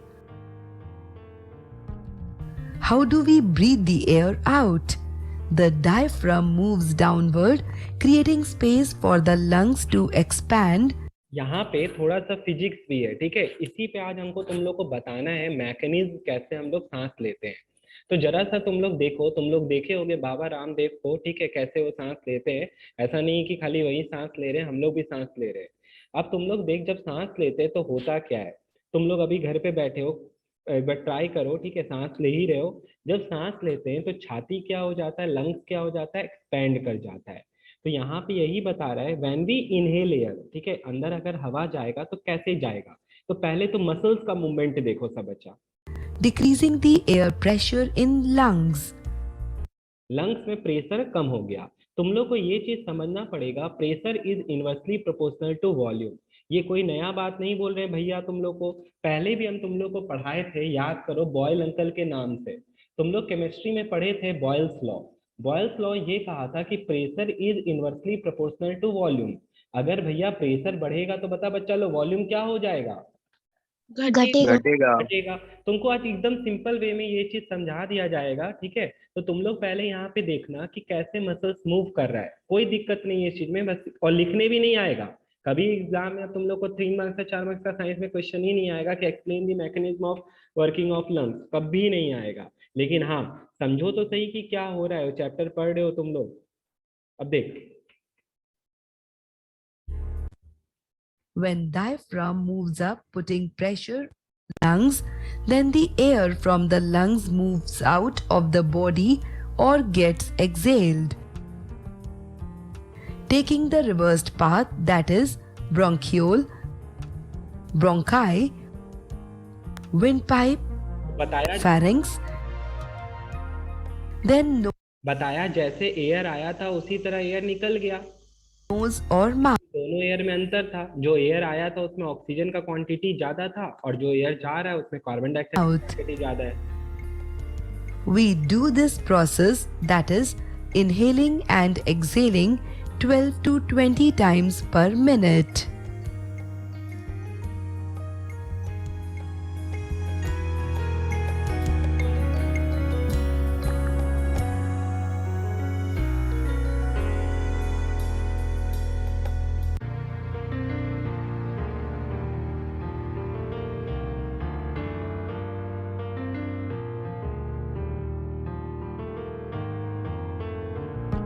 ठीक है, कल हम तुमको बताए थे फार्निक्स वो जगह होता है जहाँ पे तुम्हारा फुट पाइप विंड पाइप अलग होता है और यहीं पे एक फ्लैप रहता है जो खाना को, अगर तुम्हारा खाना को नाक में जाने नहीं देता है, उस पाइप उसको कहते हैं, उस फ्लैप को कहते हैं एपिग्लॉटिस। ठीक है, तो ये चीज भी ध्यान रखना, वो यहीं पे प्रेजेंट रहता है। फिर जो तुमको ये दिख रहा है, this is your larynx vocal cord, जो तुम लोग अपने गला में छुएगा एडम्स एप्पल जैसा दिखता है, इसी के कारण से, इसी के वाइब्रेशन से हम लोग बोल पाते हैं। फिर ये आ गया ट्रैकिया। ट्रैकिया सी शेप का होता है जो कि अभी डिवाइड होने वाला है।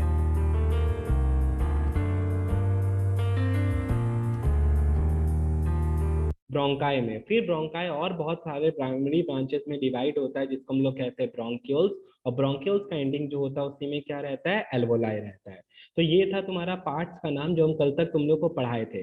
अब हम तुम लोग को लंग्स के बारे में भी बताएंगे। तुम अगर देखेगा जहाँ पे ब्रोंकाई लिखा हुआ है, यहीं पे ये देख, ये जो पार्ट है हॉलो पार्ट, यहीं पे हम लोग का दिल रहता है, यहीं पे हम लोग का क्या रहता है, दिल रहता है। तुम्हारा राइट लंग लेफ्ट लंग जो है, उन दोनों में क्या डिफरेंस है, हार्ट के मेम्ब्रेन का क्या नाम है, हम लोग सारा ये चीज डिस्कस करने जा रहे हैं। तो सब बच्चा जरा सा ध्यान देना, तो सुन ले क्या बता रहे हैं अब हम आगे।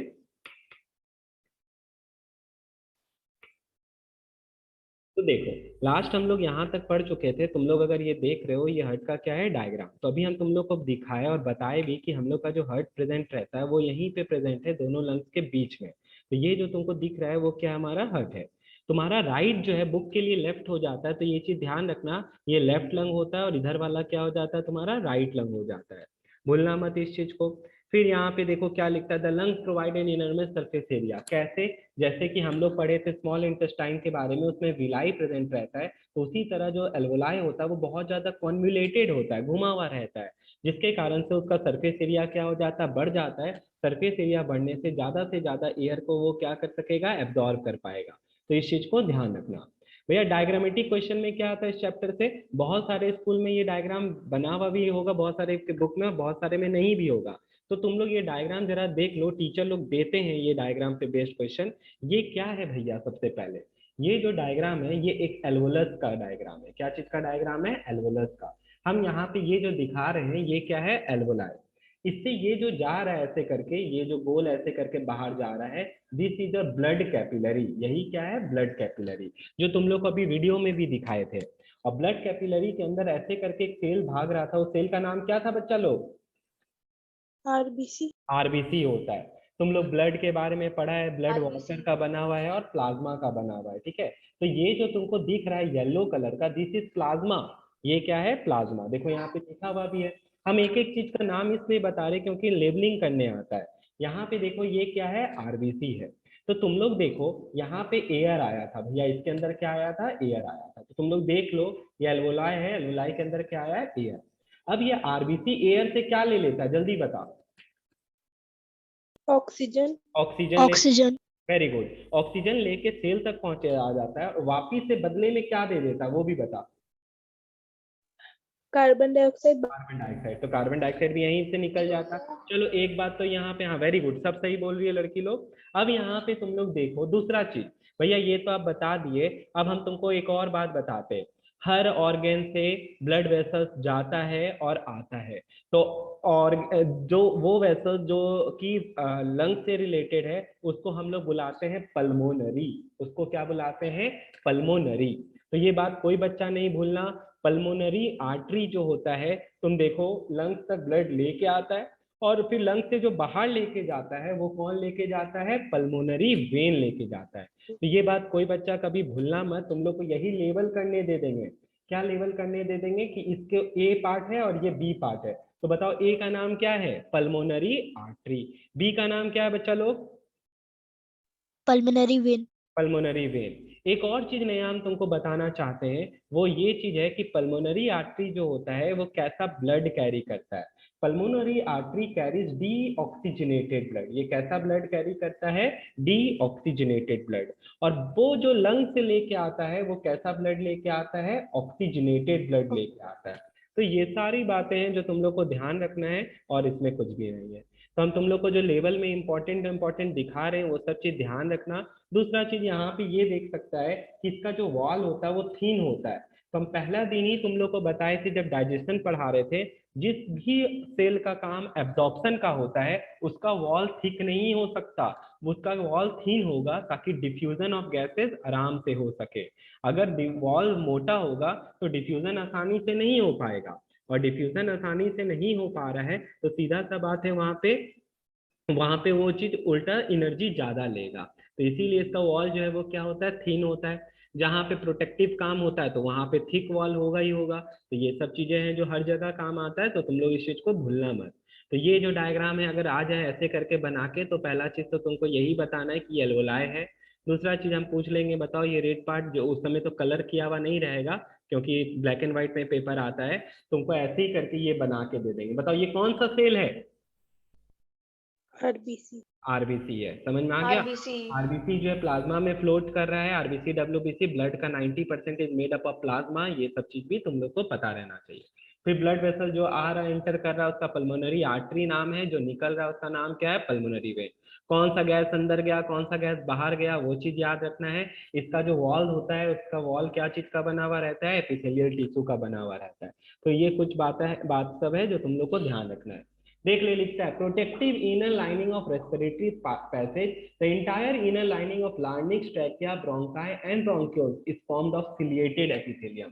तो अगर हम तुमसे ये क्वेश्चन बना के पूछ लेंगे name the tissue it is made up of, तो तुम लोग क्या लिखेगा? सिलिएटेड एपिथेलियल लिखेगा।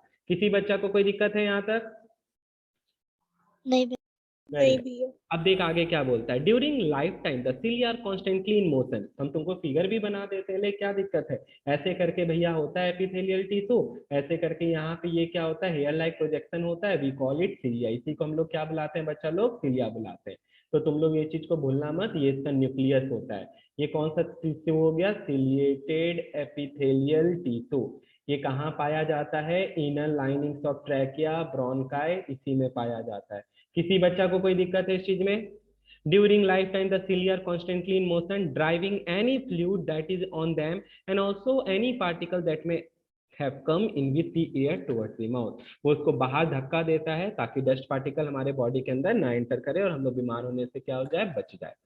फिर आया तेरा lungs. The lungs are a pair of spongy and elastic organs formed by the air sac containing bronchioles, blood vessels, etc. The two lungs are roughly cone shaped, trapping at the bottom and broad at the bottom। ठीक है, नीचे जाके tapper मतलब कोना type का हो जाता है और बीच में क्या होता है? मोटा होता है। इसका कोई काम नहीं, कुछ पूछा नहीं जाएगा। लेकिन हाँ, अब हम जो अंडरलाइन कर रहे हैं तुम लोग भी अंडरलाइन करो। The left lung has 2 lobes and the right lung has 3। तो ये चीज ध्यान रखना तुम लोग को। अगर हम पूछ ले what is the difference between right and left lung, तो तुमको ये याद रखना है लेफ्ट के पास 2 लोब है, राइट के पास 3 लोब है, बस इतना सा। और दूसरा चीज स्ट्रक्चर में, the left lung is slightly smaller to accommodate the heart in between. जो लेफ्ट लंग होता है ना भैया, उसमें 2 ही लोब होता है, तो वो छोटा है। तो छोटा क्यों है भैया? भगवान जी बना के भेजे हैं, अब इसमें क्या हम बताएंगे। उसमें ऐसे भेजे हैं ताकि हर्ट भी उसके बीच में आ सके। तो देख सकता है तुम लोग सब बच्चा लोग। दूसरा चीज ये है लेफ्ट लंग, ये है तेरा राइट लंग। राइट लंग में कितना लोब है? 3 लोब है। लेफ्ट लंग में कितना लोब है? 2 ही लोब है। तो ये वाला जो है इससे क्या है? ये थोड़ा बड़ा है कंपैरेटिव टू इससे। तो बस यही चीज बताया है तुम लोग को। अब और एक नया बात सुनो, ये भी इंपॉर्टेंट है। Membranous covering of the lungs. हर एक ऑर्गेन का अपना एक कवरिंग होता है। हर एक ऑर्गेन का अपना क्या होता है? कवरिंग होता है। तो हर लंग्स का भी अपना कवरिंग है। जैसे तुम्हारे को बताते हैं कि हार्ट के कवरिंग को हम लोग बुलाते हैं, क्या पता है किसी को? पेरिकार्डियम। उसी तरह लंग्स के कवरिंग को बुलाते हैं क्या? यहाँ पे देखो 2 कवरिंग होता है, एक होता है तुम्हारा इनर, एक होता है आउटर। तो इनर वाले को बुलाते हैं विसेरल ल्योरा और आउटर वाले को बुलाते हैं पैरिटल ल्योरा। तो ये 2 मेम्ब्रेन हैं जो आउटर और इनर पार्ट को कवर करके रखा है, और साथ ही साथ इनके बीच में एक फ्लूइड फ्लो करता है जो कि लुब्रिकेट करने का काम करता है। उस फ्लूइड का नाम भी इसी से रिलेटेड है, ल्यूरल फ्लूइड। ठीक है, इसी का काम क्या है? ल्यूरल फ्लूइड। और इसका फंक्शन लिख लो क्योंकि ये एग्जाम में पूछा जाता है what is the function of pleural fluid. तो तुम लोग अंडरलाइन करो अपने अपने बुक में। लिखता है यहाँ पे lubrication for free movement of the expanding and contracting lung. ठीक है, तो ये चीज ध्यान रखना, ये क्या करता है? लुब्रिकेट करता है ताकि हमारा लंग्स जो एक्सपेंड और कॉन्ट्रैक्ट कर रहा है वो आसानी से कर सके। जैसे तेरे घर में ग्रिल लगा हुआ है, ग्रिल में हम लोग ग्रीस डाल देते हैं तो ताकि आराम से वो क्या हो सके, बंद खुल सके। तो यहाँ पे भी हम यही चीज बता रहे हैं, यहाँ पे ल्यूरल फ्लूइड होता है जो हार्ट के मूवमेंट्स को क्या करता है, प्रॉपरली हो तो लुब्रिकेट करता है। किसी भी बच्चा को यहाँ तक कोई दिक्कत है? नहीं भैया। सबको समझ में आ गया होगा। तो बस यहाँ पे जो जो मार्क करवा रहे थे कि सब आता है एग्जाम में, जैसे कि अभी हम तुमको बताया what are the two coverings of the lungs, तो तुमको बताना पड़ेगा पैरेटल ल्यूरा, विसेरल ल्यूरा। भैया name the fluid that is between the pleural membrane, तो ल्यूरल फ्लूइड ही है। What is the function of pleural fluid आ जाएगा। 5 मार्क्स फंक्शन में आता, 5 मार्क्स लोकेशन में आता, 5 मार्क्स डिफ्रेंशिएट में आता है। ठीक है, तो ये सब चीज जो बताते हैं तुम लोग को, ये आईसीएसई बोर्ड पैटर्न के हिसाब से बताते हैं। कोई भी स्कूल को ये स्टैंडर्ड मेंटेन करना पड़ेगा। कोई मैटर नहीं करता है कि तुम कहाँ से हो या कौन से स्कूल में हो। आईसीएसई बोर्ड पैटर्न जो है वो यही है, और हर स्कूल में बोर्ड पैटर्न ही फॉलो किया जाता है, हम देखे हैं। तो तुम लोग उस हिसाब से तैयारी भी करो। अब आता है blood supply to the lungs. तो ये चीज हम तुमको बताते हैं, ध्यान से सुनना, एक फ्लो चार्ट का यूज करके। सब बच्चे यहाँ ध्यान देना। हार्ट से ब्लड जाता है लंग्स के पास, ठीक है, हार्ट से ब्लड जाता है लंग्स के पास। क्लास 8 में तुम लोग पढ़ा तो था, लेकिन हमको पूरा विश्वास है किसी को कुछ याद तो होगा नहीं, तो कोई बात नहीं, हम तुमको अभी बता देते हैं।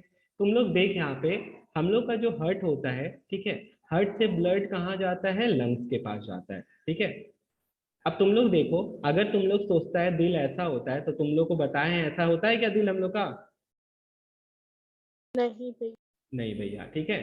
तो यहाँ नहीं पे भैया। ये वाला दिल नहीं होता है। दिल जो होता है 4 चैम्बर का होता है, तो ये चीज ध्यान रखना। दिल जो है वो 4 चैम्बर का होता है, तो ऐसे करके 4 चैम्बर का दिल बना दिया, ठीक है। तो अब देखो इसके बाद ये देखो, अब यहाँ पे अगर देखेगा तो इस सब का भी कुछ कुछ नाम दिया हुआ है। क्या नाम होता है भैया, बताओ जरा सा।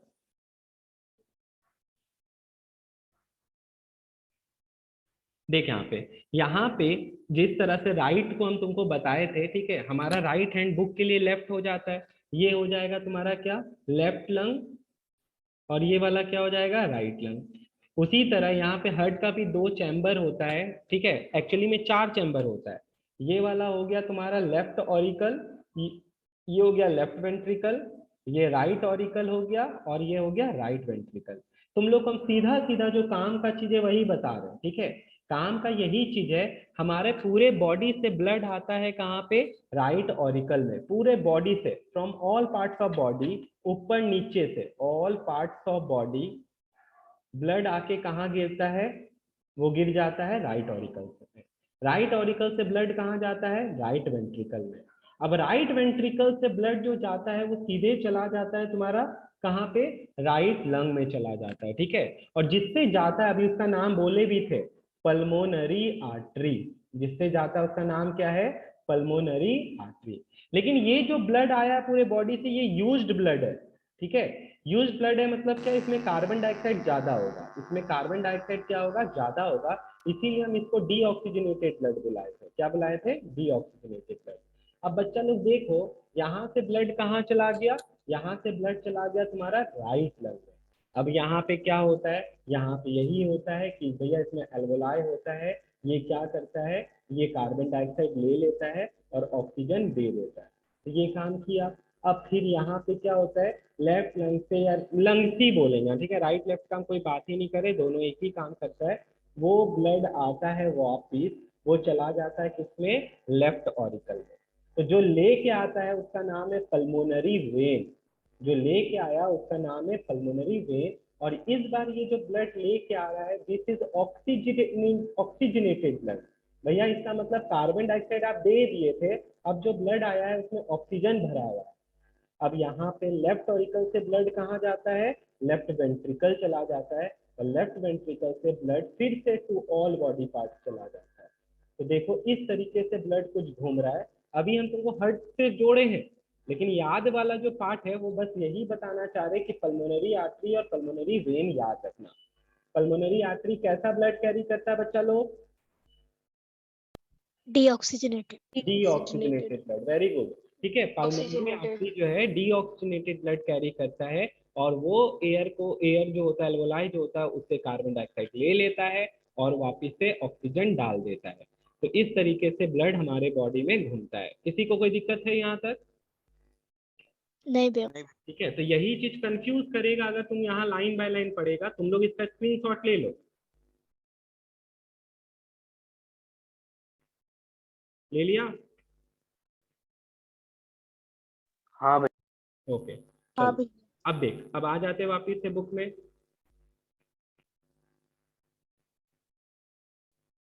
यहाँ पे देखो, blood supply to the lungs जो है, यही चीज सेम तुमको बताएगा। हम पढ़ा वापिस बता भी नहीं रहे, ठीक है? तुम लोग कंफ्यूज करोगे, इससे अच्छा तुम लोग यहाँ पे पढ़ना, ठीक है? वो वाला चीज जो अभी फ्लो चार्ट बताया, ये पूरा फ्लो चार्ट यहाँ से यहाँ तक अभी हम बता दिए तुम लोग को, ठीक है? पूरा का पूरा यहाँ पे ऑक्सीनेटेड डीऑक्सीनेटेड जितना चीज था, हम तुमको सब चीज इसी में फ्लो चार्ट में बता दिए। अब हम लोग चलते हैं ब्रीथिंग, और या इसी को कहते हैं respiratory cycle. Respiration versus breathing हम तुमको बहुत बार अभी तक बता चुके हैं कि रेस्पिरेशन क्या होता है, ब्रीथिंग क्या होता है। तो चलो अब हम तुमको पहले ब्रीथिंग के बारे में बताते। दैट इज योर इंस्पिरेशन, ठीक है? यहाँ पे या इनहेलेशन बुला रहे हैं। तो हवा जो अंदर ले रहे हो उसमें क्या होता है? तो अभी वीडियो में भी बोला था कि 12 से 20 बार 1 मिनट में हम लोग क्या करते हैं, रेस्पायर करते हैं। दैट इज हमारा जो लंग्स होता है वो क्या करता है, ऐसे करके लंग्स जो होता है वो एक्सपेंड कॉन्ट्रैक्ट करता है। और हार्ट बीट कितना होता है, कौन बच्चा बताएगा 1 मिनट में?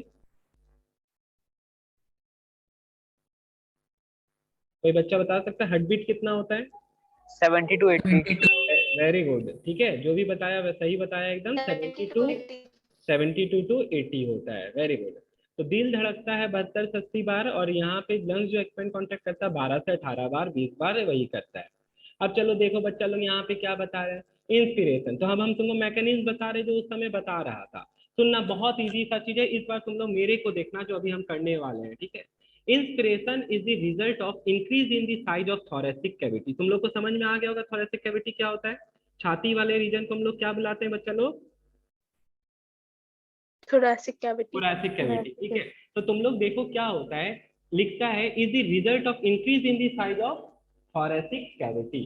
तुम लोग जरा सा देखो, हम क्या बताते हैं, ये फिजिक्स है टोटल। यहाँ पे क्या है, फिजिक्स, एयर को अंदर जाना है।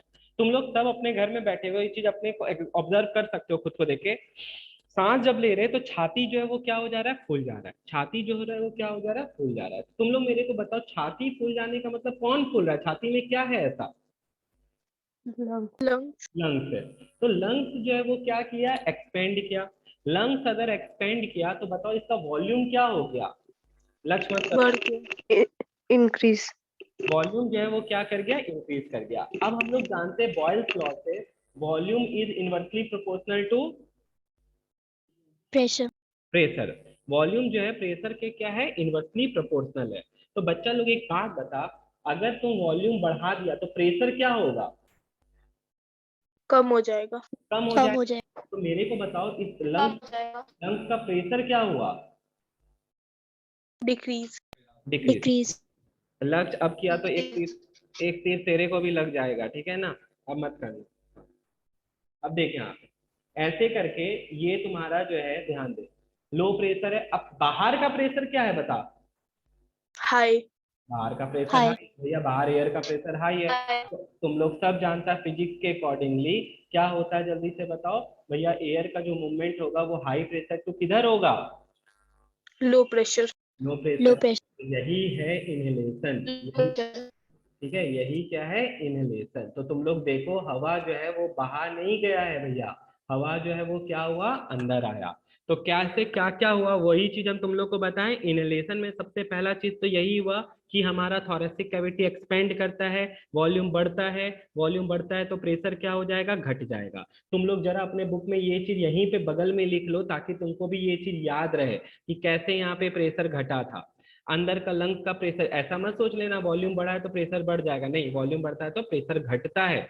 लो प्रेशर हो गया, और बाहर में प्रेशर क्या है, हाई है। तो हवा जो है वो कहाँ से कहाँ मूव करेगा, high pressure to low pressure. तो बस यही मैकेनिज्म है। यही मैकेनिज्म है क्या चीज का है, तुम्हारा इंस्पिरेशन का। अब चलो और देखो इसमें क्या बताता है, लिखता है यहाँ पे द रीप। हेलो, मेरा आवाज आ रहा है तुम लोग को? हाँ भैया, आ रहा है। हाँ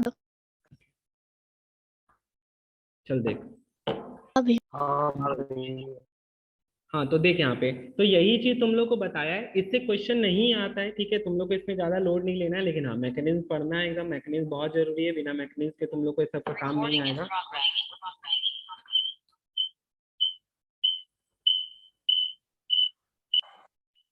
चल देखो, ठीक है, तो डायफ्राम के बारे में तुम लोग को बता ही चुके थे, लंग्स के नीचे होता है, जो तेरा छाती के रीजन को पेट के रीजन से क्या करता है, सेपरेट करता है।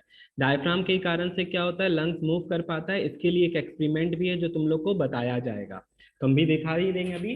देख यहाँ पे क्या लिखता है, लिखता है यहाँ पे, as the diaphragm flatten it presses the organ inside and the abdomen and with the abdominal muscles relax the abdominal wall moves out. चल देख, तो लिखा leading to increase in volume of the chest cavity, तो volume अगर बढ़ेगा तो जल्दी बताओ प्रेशर क्या हो जाएगा, घटेगा।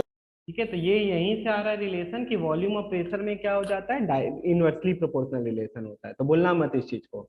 एक्सपिरेशन या एक्सलेशन में जस्ट उल्टा होता है, यहाँ पे क्या होगा, डायफ्राम रिलैक्स कर जाएगा और ये ऊपर की तरफ जाएगा, डायफ्राम रिलैक्स कर गया, ये किधर जाएगा, ऊपर जाएगा। अगर ऊपर जाएगा तो बताओ यहाँ पे लंग्स का साइज ऊपर एक्सपेंड नहीं करके ये क्या कर जाएगा, कॉन्ट्रैक्ट कर जाएगा। तो देखो लंग्स का साइज क्या कर गया, कॉन्ट्रैक्ट, अगर कॉन्ट्रैक्ट कर गया तो बताओ जल्दी से प्रेशर क्या हुआ, बढ़ जाएगा। प्रेशर बढ़ जाएगा। पहले वेरी गुड, वॉल्यूम घटा, ठीक है, क्योंकि इस बार वॉल्यूम इसका लंग्स छोटा हो गया, कॉन्ट्रैक्ट कर गया। अगर वॉल्यूम घट गया तो बताओ इधर प्रेशर क्या हो जाएगा, बढ़ जाएगा। तो इस बार इसके अंदर का प्रेशर क्या है, हाई, तो अब भैया यहाँ पे देखिए इससे जो पाइप लगा हुआ है बाहर का प्रेशर क्या हो जाएगा, लो। तो इस बार हवा अंदर से कहाँ चला जाएगा, बाहर की तरफ चला जाएगा। तो यही मैकेनिज्म होता है और कुछ भी नहीं होता है, ठीक है। तो इतना पढ़ने का काम ही नहीं है, किसी को रटना है ही नहीं हम लोग को, यही चीज तुमको बता रहे हैं यहाँ पे मूवमेंट्स के बारे में और कुछ भी नहीं है। अब आता है ये हम लास्ट में बताएंगे कैपेसिटीज ऑफ द लंग। इससे पहले तुम्हारा एक दो कंडीशन जो होता है वो चीज हम लोग डिस्कस कर लेते हैं, जो कि एग्जाम में पूछा जाता है। क्या भैया ऐसा क्या चीज है, तो चलो ये देखो, ये एग्जाम में आना ही आना है तुम लोग को, हाइपोक्सिया एंड एस्फिक्सिया। ये क्या होता है भैया, जैसे हम लोग पढ़े थे विटिलिगो के बारे में पढ़े थे, लिकोडर्मा के बारे में पढ़े थे, ये ड्यू टू स्किन पिगमेंटेशन के कारण होता था, मेलानिन के कमी के कारण होता था, ज्यादा होने के कारण होता था। तो उसी तरीके से यहाँ पे रेस्पिरेटरी डिसऑर्डर्स है ये, क्या भैया, हाइपोक्सिया और एस्फिक्सिया। हाइपोक्सिया में क्या होता है, hypoxia is the deficiency of oxygen reaching the tissues. भैया ऑक्सीजन जो है हमारे टिश्यू तक नहीं पहुंच पाता, ये किसके कारण से होता है, अगर तुम कोई बंद कमरे में बैठे हुए हो जहां पे प्योर वेंटिलेशन है, ठीक है, और वो बहुत रूम में क्राउड है, जिसके कारण से हाइपोक्सिया हो सकता है। दूसरा चीज यहाँ पे क्या बता रहा है, अगर हाई एल्टीट्यूड पे जा रहे हो तो भैया हाई एल्टीट्यूड पे ऑक्सीजन का कमी होता है, वहां भी ये चीज हो सकता है। तो ये एक तरह का क्या है, डिसऑर्डर है due to deficiency of oxygen reaching the tissue. तो बस इतना सा ध्यान रखना है तुम लोग को। उसी तरीके से एक और चीज होता है asphyxia, is a condition in which the blood becomes venous, ठीक है, due to accumulation of more carbon dioxide and the oxygen supply is diminish. भैया ब्लड में कार्बन डाइऑक्साइड का मात्रा बढ़ गया है, ऑक्सीजन का मात्रा कम हो गया है। ऑक्सीजन अगर हमारे सेल तक नहीं पहुंचेगा तो हम लोग जो है सफोकेशन से मर जाएंगे, सेल्स एनर्जी नहीं बना पाएगा, जिसके कारण से आदमी मर सकता है।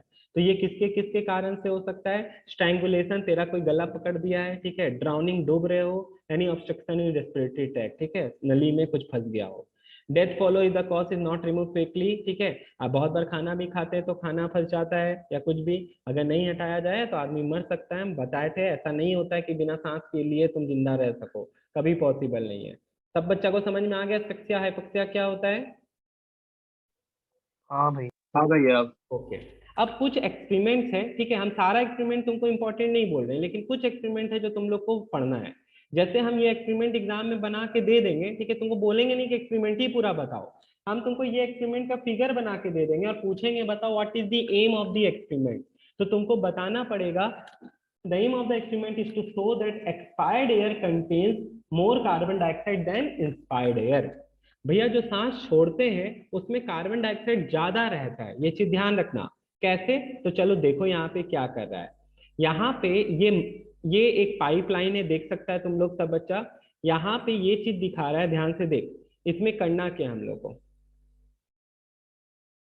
Set up an apparatus as shown in figure, ठीक है, clip C is opened and clip D is closed, ठीक है, यहाँ पे देखो क्लिप सी को ओपन कर देते हैं और क्लिप डी को क्या कर देते हैं, बंद कर देते हैं। तुम लोग एक बात बताओ, और यहाँ से माउथ लगा के हम क्या किए, एयर ब्लो किए। तो यहाँ पे एक बात बताओ, ठीक है, एयर ब्लो कर दिए, एयर, अच्छा air is sucked in by the mouth, अच्छा हम ब्लो नहीं करके एयर को सक कर रहे हैं, ठीक है, चलो वही करते हैं। Air is sucked in by the mouth through the tube at the centre, यहाँ से सक करना है, ठीक है, एयर को क्या करना है, सक करना है, ठीक है, कर ले। एटमॉस्फेरिक एयर रशेस इन फ्लास्क ए, अब देखो यहाँ से क्योंकि ये बंद था, इधर से एयर जो है भाग के आ जाएगा, एयर जो है वो क्या होगा, भाग के आएगा। अब एयर में बताओ क्या रहता है, कार्बन डाइऑक्साइड, CO2। हाँ तो वो CO2। कार्बन डाइऑक्साइड रहता है, वेरी गुड। अब यहाँ पे देखो क्या लिखता है, atmospheric air rushes in flask A bubbling through lime water, ठीक है, बहुत बढ़िया बात। Next clip C is close and clip D is open, अब क्लिप सी को बंद कर देते हैं और क्लिप डी को क्या कर देते हैं, ओपन कर देते हैं, ठीक है, is open and the excelling air is blown through the same central tube. अब हम यहाँ से क्या करते, जो एयर हम लोग खींचे थे वो एयर यहाँ पे पास करा दिए। तो देखो क्या होगा, this time the air is forced into flask B, ठीक है, एयर जो माउथ से एयर निकाले वो फोर्स किए, तो ये पाए कि ठीक है कि यहाँ पे देखो, this time the air is forced into flask b bubbling through its lime water, the process is repeated about 10 times, the lime water in flask b turns milky much faster than in flask A.